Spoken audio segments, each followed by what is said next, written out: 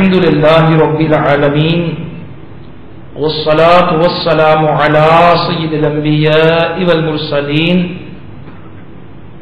أما بعد فأعوذ بالله من الشيطان الرجيم بسم الله الرحمن الرحيم الصلاة والسلام عليك يا رسول الله وعلى آلك وأصحابك يا حبيب الله الصلاة والسلام عليك يا نبي الله وعلى آلك وأصحابك يا نور الله. حضرت علامہ مولانا محمد الیاس عطار قادری دامت برکاتہ العالیہ اپنی معنات سونے آفاق تالیف فیضان سنت کے باب غیبت کی تباہ کاریہ میں درود و سلام کے فضائل کے ضمن میں فرمان مصطفیٰ صلی اللہ تعالی علیہ وآلہ وسلم نقل کرتے ہوئے لکھتے ہیں کہ جو مجھ پر روز جمعہ درود شریف پڑھے گا میں قیامت کے دن اس کی شفاعت کروں گا. صلو علی الحبیب صلی اللہ تعالی علی محمد وعلی آلہ وصحبہ وبارک وسلم. میرے میٹھے میٹھے اسلامی بھائیوں، حضرت سیدنا سری بن یحییٰ رحمت اللہ تعالی علیہ فرماتے ہیں کہ حضرت سیدنا سید بلان بن عیسیٰ رحمت اللہ تعالی علیہ اپنے زمانے کے مشہور اولیاء میں سے تھے. وہ بہت عبادت گزار شخص تھے. انہوں نے مجھے بتایا کہ ایک مرتبہ میں رات کے پچھلے پہر تہجد کے لیے مسجد میں گیا. اللہ عز و جل نے جتنی مجھے توفیق دی اتنی دیر میں نے نماز پڑھی اور اللہ عز و جل کا ذکر کیا. پھر مجھ پر نیند کا غلبہ ہو گیا. میں نے خواب دیکھا کہ ایک قافلہ مسجد میں آیا ہے. اہل قافلہ کے چہرے نہایت حسین و جمیل اور نورانی ہیں. میں نے جان لیا کہ یہ انسان نہیں بلکہ کوئی اور مخلوق ہے. ان کے ہاتھوں میں تھال ہیں جن میں عمدہ برف کے طرح کی سفید آٹے کی روٹیاں ہیں. ہر روٹی پر انگوروں کی طرح چھوٹے چھوٹے موتی ہیں. اہل قافلہ میری طرف متوجہ ہوئے اور کہنے لگے یہ روٹیاں کھا لو. میں نے کہا میرا تو روزہ ہے. تو وہ کہنے لگے یہ مسجد جس کا گھر ہے اس نے حکم دیا ہے کہ تم یہ کھانا کھا لو. میں نے کھانا شروع کر دیا کہ جب میرا مالک حقیقی عز و جل مجھے حکم دے رہا ہے تو میں پھر کیوں نہ کھاؤں. کھانے کے بعد جب میں نے موتی اٹھانا چاہے تو مجھے کہا گیا کہ انہیں چھوڑ دو، ہم تمہارے لیے اس کے بدلے ایسے درخت لگائیں گے جن کے پھل ان موتیوں سے بہتر ہوں گے. میں نے وہ کہا وہ درخت کہاں لگائے جائیں گے؟ کہا گیا ایسے گھر میں جو کبھی برباد نہ ہوگا اور وہاں ہمیشہ پھل اگتے رہیں گے، کبھی ختم نہ ہوں گے اور نہ ہی خراب ہوں گے. وہ ایسا ملک ہے جو کبھی منقطع نہ ہوگا. وہاں ایسے کپڑے ہوں گے جو کبھی پرانے نہ ہوں گے. وہ اس گھر یعنی جنت میں خوشی ہی خوشی ہے. میٹھے پانی کے چشمے ہیں، وہاں سکون و آرام ہے اور ایسی پاک باز بیویاں ہیں جو فرما بردار، ہمیشہ خوش رہنے والی اور دل کو بھانے والی. وہ تو کبھی ناراض نہ ہوں گی اور نہ ہی ناراض کریں گی. لہذا دنیا میں جتنا ہو سکے تم نیک اعمال کی کثرت کرو. یہ دنیا تو نیند کی مانند ہے کہ آنکھ کھلتے ہی رخصت ہو جائے گی. لہذا اس میں جتنا ہو سکے عمل کرو اور جلدی سے جنت کی طرف آ جاؤ جہاں نعمتیں دائمی ہیں۔ وہ بزرگ کہتے ہیں پھر میری آنکھ کھل گئی، لیکن ابھی تک میرے ذہن میں وہ خواب سمایا ہوا تھا۔ میں جلدی جلدی اس گھر یعنی جنت میں پہنچنا چاہتا تھا جس کا مجھ سے وعدہ کیا گیا تھا۔ حضرت سیدنا سری بن یحییٰ رحمۃ اللہ تعالی علیہ فرماتے ہیں، اس کے بعد حضرت سیدنا ملان بن عیسیٰ رحمۃ اللہ علیہ تقریباً 15 دن زندہ رہے، پھر آپ رحمۃ اللہ تعالی علیہ کا انتقال ہو گیا۔ جس رات انتقال ہوا میں نے اسی رات ان کو خواب میں دیکھا، مجھ سے فرمانے لگے کیا تم ان درختوں کے پھلوں کو دیکھ کر متعجب ہو رہے ہو کہ ان میں کیسے کیسے پھل لگے ہوئے؟ میں نے پوچھا تمہارے لیے جو جنت میں درخت لگائے گئے ہیں ان میں کس طرح کے پھل ہیں؟ آپ رحمت اللہ تعالی علیہ نے فرمایا وہ تو ایسے پھل ہیں کہ جن کی تعریف بیان ہی نہیں کی جا سکتی۔ خدا عز و جل کی قسم، جب کوئی اللہ عز و جل کا مہمان بنتا ہے تو وہ پاک پروردگار عز و جل اس کو ایسی نعمتیں عطا فرماتا ہے جن کے اوصاف بیان نہیں ہو سکتے، اس کے کرم کی کوئی انتہا نہیں ہے، اور وہ اپنے بندوں پر بے انتہا کرم فرماتا ہے۔ اللہ عز و جل کی ان پر رحمت ہو اور ان کے صدقے ہماری مغفرت ہو، آمین بجاہ نبی الامین صلی اللہ تعالی علیہ وآلہ وسلم۔ میرے میٹھے میٹھے اسلامی بھائیوں، جو کہ آج دعوت اسلامی کے ہفتہ وار سنت و برے اجتماع میں ملیر کس جامع مسجد میں باب المدینہ کراچی میں حاضر ہیں،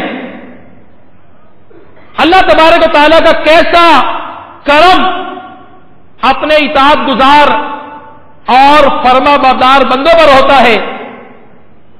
میرے میٹھے میٹھے اسلامی بھائیوں،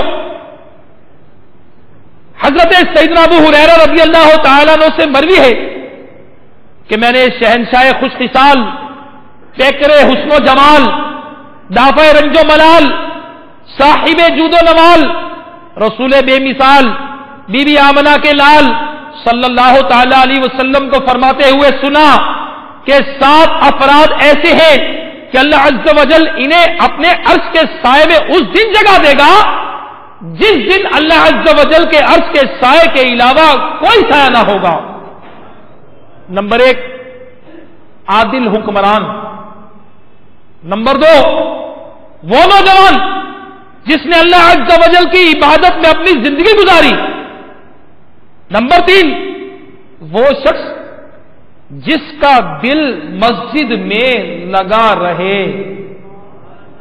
نمبر 4 وہ 2 شخص جو اللہ عز و جل کے لیے محبت کرتے ہوئے جمع ہوئے اور محبت کرتے ہوئے جدا ہو گئے، نمبر 5 وہ شخص جسے مال و جمال والی عورت گناہ کے لیے بلائے اور وہ کہے کہ میں اللہ عز و جل سے ڈرتا ہوں، نمبر 6 وہ شخص جو صدقہ اس طرح چھپا کر دے کہ اس کے دائیں ہاتھ کے صدقہ دینے سے بائیں ہاتھ بھی بے خبر رہے، نمبر 7 وہ شخص جس کی آنکھوں سے اللہ عز و جل کا ذکر کرتے ہوئے آنسو بہنا شروع ہو جائیں۔ صحیح بخاری شریف کی حدیث پاک میرے میٹھے میٹھے اسلامی بھائیوں آپ نے سماعت کی، اس میں اللہ کے محبوب صلی اللہ تعالی علیہ وسلم ارشاد فرماتے ہیں کہ 7 افراد ایسے ہوں گے جن کو قیامت کے دن اللہ عز و جل کے عرش کا سایہ ملے گا، اور ان میں ایک شخص وہ ہے جس شخص کا دل مسجد میں لگا رہے۔ اللہ اکبر، سبحان اللہ۔ تو پیارے پیارے اسلامی بھائی، آئیے مشکات شریف کی بھی حدیث بات سنتے ہیں کہ مسجد کو آباد کرنے والے، مسجد میں جانے والے، مسجد میں بیٹھنے والے اور مسجدوں کو بنانے والے، ان کے بارے میں آج انشاءاللہ عز و جل ہم سنیں گے اللہ کی رحمت سے. مشکات شریف کی حدیث پاک ہے, روایت ہے کہ حضرت ابو ہریرہ رضی اللہ تعالیٰ عنہ فرماتے ہیں کہ رسول اللہ صلی اللہ تعالیٰ علیہ وسلم نے فرمایا کہ جو شخص صبح یا شام مسجد کو جائے, جب کبھی صبح یا شام جائے گا, اللہ عز و جل اس کے لیے جنت کی مہمانی کا سامان بنائے گا. سبحان اللہ. اور اس کی شرح میں قبلہ مفتی صاحب لکھتے ہیں کہ صبح و شام سے مراد ہمیشگی ہے, یعنی جو ہمیشہ نماز کے لیے مسجد میں جانے کا عادی ہوگا اسے ہمیشہ جنتی رزق ملے گا. اور نزول اس کھانے کو کہتے ہیں جو مہمان کی خاطر پکایا جائے, چونکہ وہ پرتکلف ہوتا ہے اور میزبان کی شان کے لائق, اس لیے جنتی کھانے کو نزول فرمایا گیا اس حدیث پاک میں. ورنہ جنتی لوگ وہاں مہمان نہ ہوں گے بلکہ جنت میں مالک ہوں گے. سبحان اللہ. میرے میٹھے میٹھے اسلامی بھائیوں, واقعی مسجد میں جانے والے ان کی بھی حدیث پاک میں فضائل بیان کیے گئے. تو الحمدللہ عز و جل تبلیغ قرآن و سنت کے عالمگیر غیر سیاسی تحریک دعوت اسلامی کہ مدنی ماحول میں ہمیں یہ شرف ملتا ہے کہ دعوت اسلامی کے مدنی ماحول میں ہمیں مسجد میں آنے کی ترغیب دلائی جاتی ہے. دعوت اسلامی کے مدنی ماحول میں ہمیں مسجدیں آباد کرنے کی ترغیب دلائی جاتی ہے.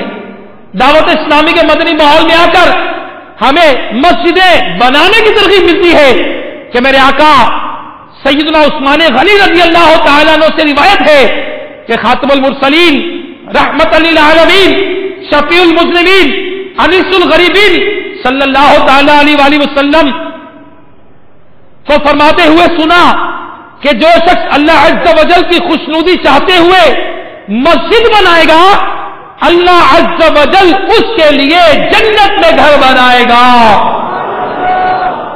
سبحان اللہ.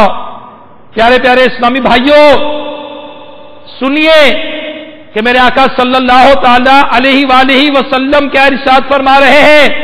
آقا علیہ الصلوۃ والسلام فرماتے ہیں جو لوگوں کے نماز پڑھنے کے لیے مسجد بنائے گا, اللہ عز و جل اس کے لیے جنت میں اس سے بہتر گھر بنائے گا. سبحان اللہ. تو دعوت اسلامی کے مدنی ماحول میں الحمدللہ ہمیں برکتیں ملتی ہے. یا اللہ عز و جل یہ حدیث پاک ہم سب کے حق میں قبول فرما لے. میرے آقا صلی اللہ تعالی علیہ وآلہ وسلم کے فرمان عالی شان کا مفہوم ہے کہ جب تم کثرت سے کسی کو مسجد میں آتے جاتے دیکھو اس کے ایمان کی گواہی دو. سبحان اللہ. مسجدیں بنانے کے بعد کیا, مسجدیں آباد کرنا. سبحان اللہ. اور مسجدیں آباد کرنے کے حوالے سے میرے آقا صلی اللہ تعالی علیہ وآلہ وسلم کے فرمودات سنیے. میرے آقا صلی اللہ تعالی علیہ وسلم فرماتے ہیں کہ جب تم مسجد میں کسی کو کثرت کے ساتھ آتا جاتا دیکھو تو اس کے ایمان کی گواہی دو, کیونکہ اللہ عز و جل فرماتا ہے پارہ 10واں سورہ توبہ آیت نمبر 18 ترجمہ کنز الایمان, اللہ کی مسجدیں وہی آباد کرتے ہیں جو اللہ اور قیامت پر ایمان لاتے. سبحان اللہ. اللہ تبارک و تعالی کے محبوب صلی اللہ تعالی علیہ وآلہ وسلم فرماتے ہیں کہ جسے تم کثرت کے ساتھ مسجد میں آتے جاتے دیکھو اس کے ایمان کی گواہی دو. سبحان اللہ. تو میرے میٹھے میٹھے اسلامی بھائیوں, پھر ہمیں کیوں نہ خوش ہو جائیں ہم کہ آج دعوت اسلامی کے مدنی ماحول کے اندر آ کر الحمدللہ عز و جل دعوت اسلامی کے مدنی ماحول میں آج ہم ہفتہ وار اجتماع میں مسجد میں حاضر ہیں. اور الحمدللہ عز و جل دعوت اسلامی جو ہے میرے شیخ طریقت امیر اہل سنت بانی دعوت اسلامی حضرت علامہ مولانا محمد الیاس ستار قادری دامت برکاتہ عالیہ فرماتے ہیں دعوت اسلامی یہ مسجد برو تحریک ہے، مسجدیں آباد کرنے والی تحریک ہے.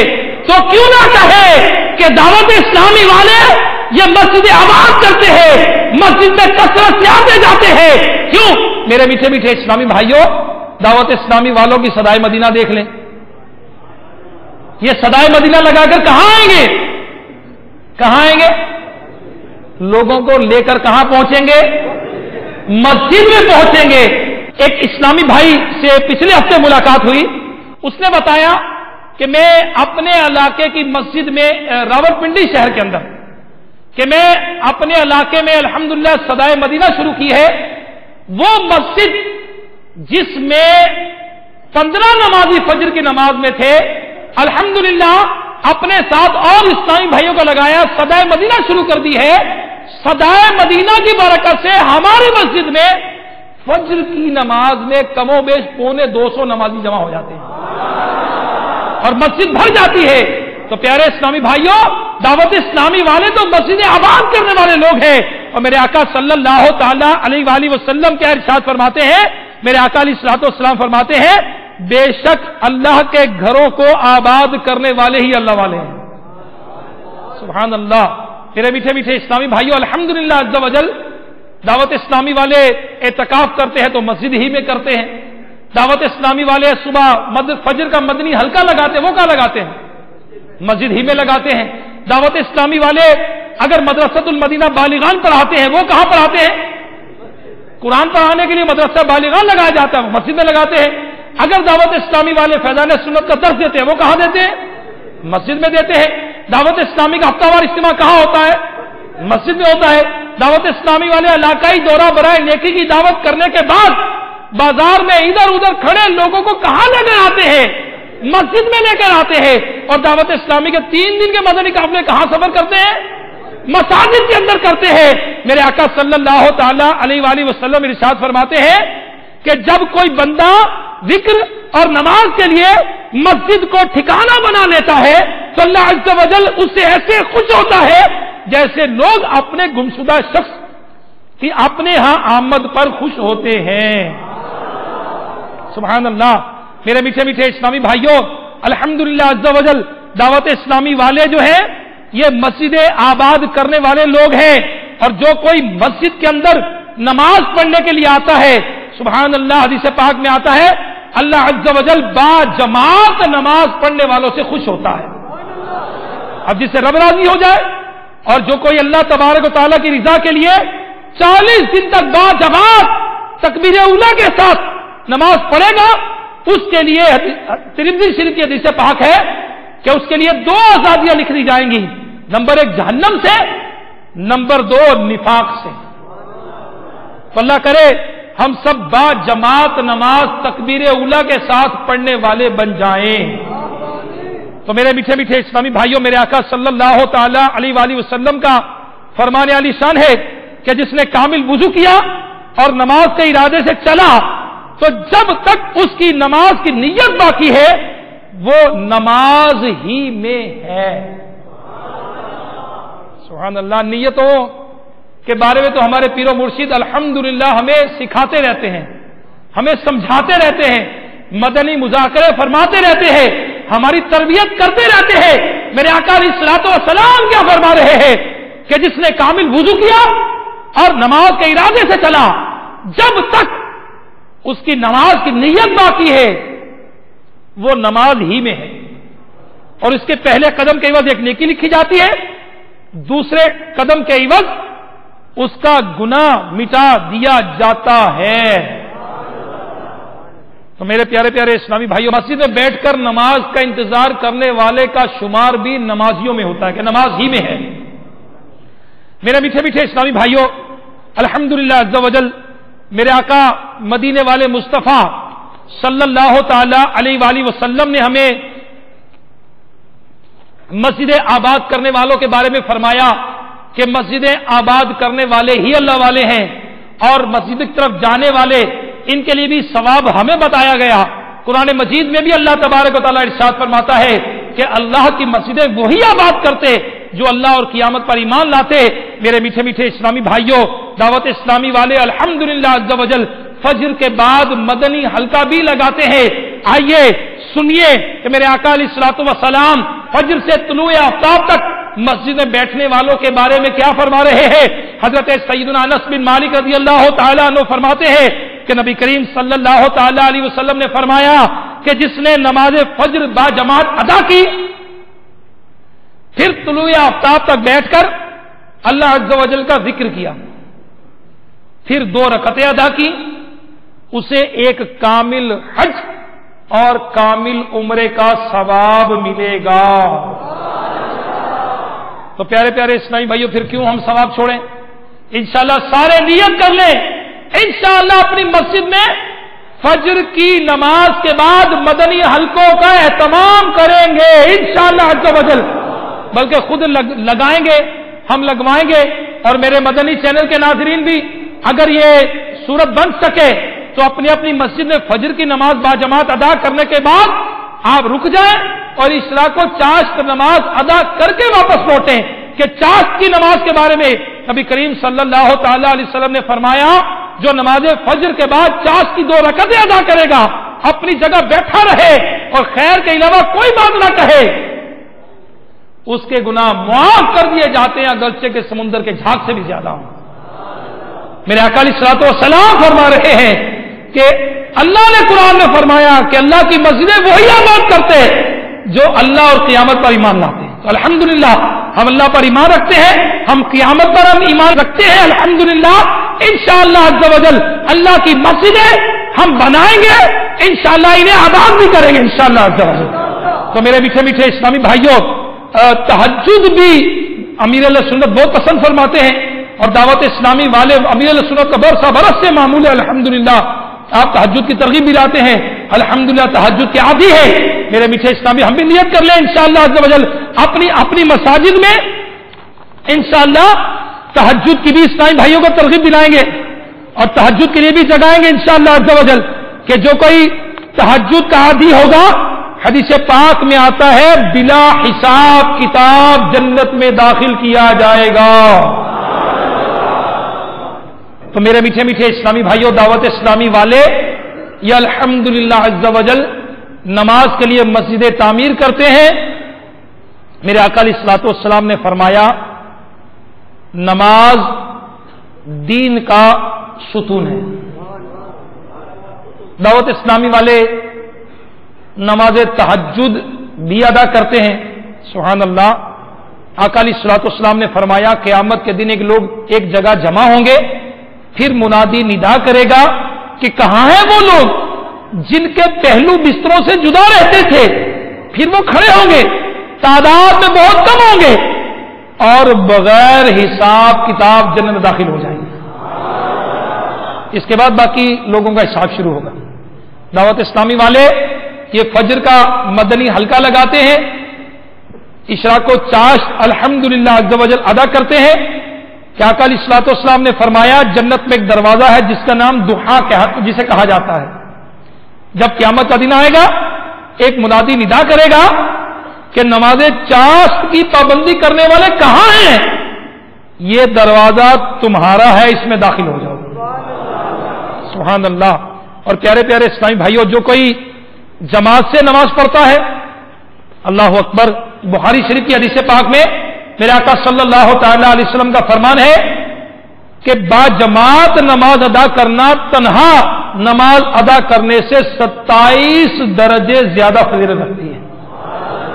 الحمدللہ دعوت اسلامی والے یہ با جماعت نماز کی ترغیب دلاتے ہیں. میرے شیخ طریقت امیر اہل سنت بانی دعوت اسلامی حضرت علامہ مولانا محمد الیاس عطار قادری دامت برکاتہم العالیہ نے مدنی انعامات کا رسالہ عطا فرمایا، جس میں دوسرا مدنی انعام یہ ہے کہ آج آپ نے 5 نمازیں با جماعت تکبیر اولیٰ کے ساتھ مسجد کی پہلی صف میں ادا کی. تو اگر مدنی انعامات کا رسالہ لینے کی بھی نیت کر لیں تو انشاءاللہ اور برکتیں ملیں گی، انشاءاللہ عمل کی ترغیب ملے گی اور انشاءاللہ یہ جو فضائل آج بیان کیے گئے انشاءاللہ عز و جل ان فضائل کو حاصل کرنے کی بھرپور کوشش کریں گے انشاءاللہ. کیونکہ امیر علیہ سنت نے مدنی انعامات میں اشراق و چاشت کا بھی فرمایا ہے، تہجد کا بھی فرمایا ہے. امیر علیہ سنت نے ہمیں مدرسۃ المدینہ بالغان کی بھی ترغیب دلائی قرآن پڑھنے پڑھانے کے لیے. مسجد میں بیٹھ کر 41 منٹ کا اگر مدرسہ روز ہو سکے ہم لگائیں. اگر مسجد میں نہیں اویلیبل تو کسی بھی اور جگہ بھی لگایا جا سکتا ہے. بہرحال قرآن پاک سیکھنے سکھانے کا عمل دعوت اسلامی کے مدنی ماحول میں جاری ہے.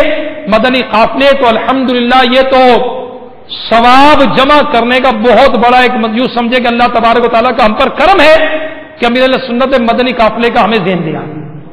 تو قافلے تو جاتے ہی مسجد کے اندر ہیں, تو مدنی قافلے میں سفر کر کے مسجدیں آباد کرنے کا ذہن دینا, مسجد میں بیٹھنا, ایک نماز سے دوسری نماز کا انتظار کرنا, مسجد میں اعتکاف کی فضیلت حاصل کرنا, اصلاح کو چاشت ادا کرنا, علاقائی دورہ برائے نیکی کی دعوت کرنے کے بعد لوگوں کو مسجد میں لا کر مسجدیں آباد کرنے کا ذہن دینا, اس کے بعد مسجد میں سیکھنے سکھانے کے حلقے لگانا.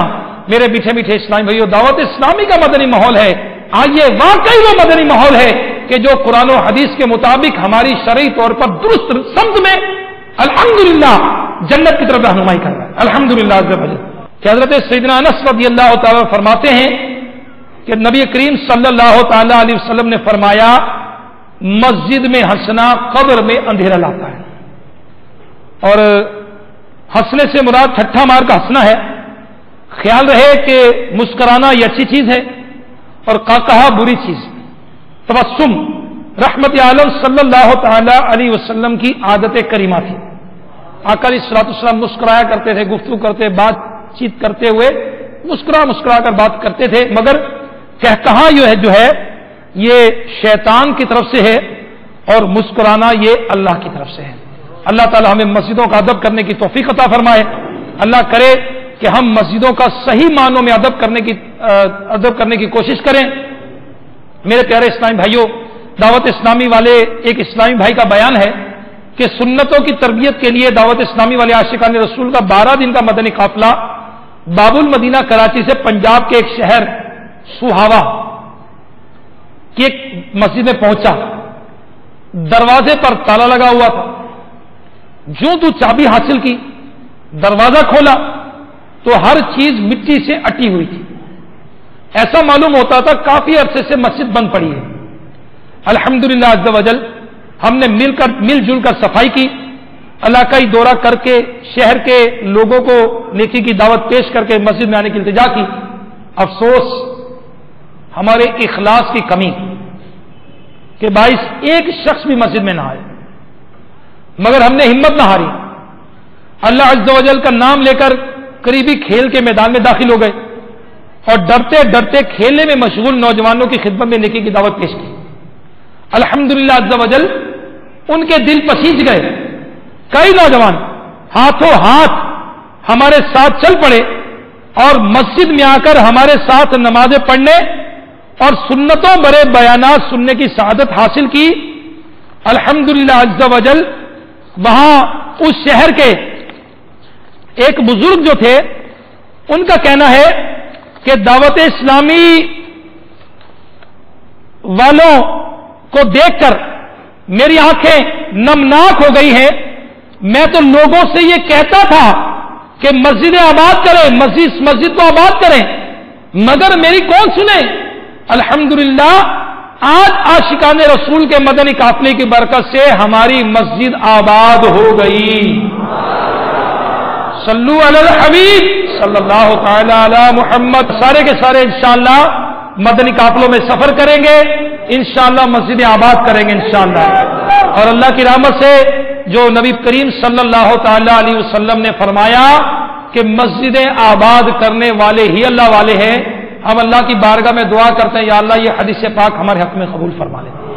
آمین بجاہ نبی الامین صلی اللہ تعالی علیہ وسلم. صلو علی الحبیب صلی اللہ تعالی علی محمد.